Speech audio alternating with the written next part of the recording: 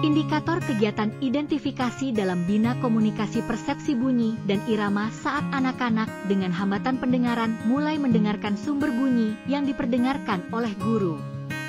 Mereka memperhatikan dengan seksama, menoleh ke arah suara yang muncul, serta bereaksi dengan ekspresi wajah yang penuh rasa ingin tahu ketika bunyi tersebut terdengar.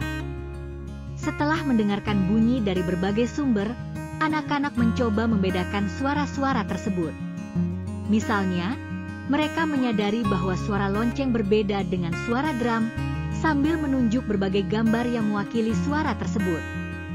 Guru mengajak anak-anak untuk menyebutkan nama sumber bunyi yang mereka dengar. Dengan antusias, anak-anak bisa menjawab dengan lisan, misalnya, "Itu suara piano," sambil menunjukkan gambar piano yang ada. Bersama guru, anak-anak melakukan aktivitas mencocokkan bunyi dengan gambar atau objek nyata. Mereka mendengar suara ayam dan mencocokkan dengan gambar ayam yang ada di buku cerita, menunjukkan pemahaman mereka tentang hubungan bunyi dan gambar. Anak-anak belajar menyebutkan ciri-ciri bunyi, seperti keras atau lembut. Saat guru meminta mereka mendeskripsikan suara, mereka menjawab dengan kalimat sederhana, misalnya, "Suara itu keras," atau "Suara itu pelan."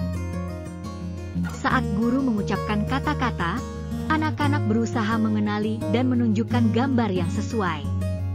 Mereka juga berlatih menirukan kata yang didengar dengan pelafalan yang tepat. Anak-anak berlatih mengenali pola irama sederhana yang diajarkan guru. Mereka mengulangi tepukan dengan mengikuti irama pelan cepat pelan, menunjukkan pemahaman mereka terhadap irama. Guru menjelaskan bahwa bunyi memiliki makna tertentu dalam kegiatan sehari-hari. Anak-anak mengenali bunyi bel sebagai tanda masuk kelas dan suara alarm sebagai sinyal bahaya. Ketika guru bertanya tentang bunyi yang mereka dengar sebelumnya, anak-anak dengan percaya diri menjawab pertanyaan tersebut.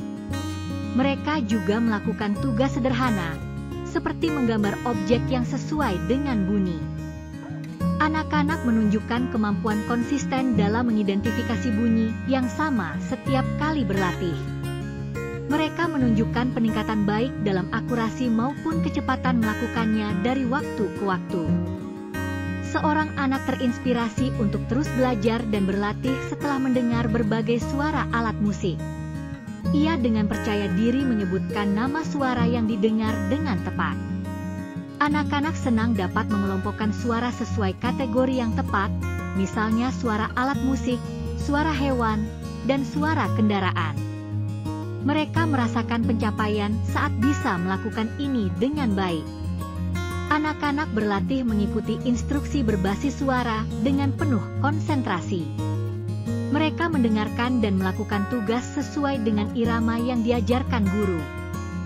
Melalui penilaian otentik yang dilakukan oleh guru, anak-anak mendapatkan umpan balik mengenai perkembangan kemampuan mereka dalam mendengar dan mengenali bunyi, yang tercatat di lembar observasi sebagai acuan perbaikan di masa mendatang.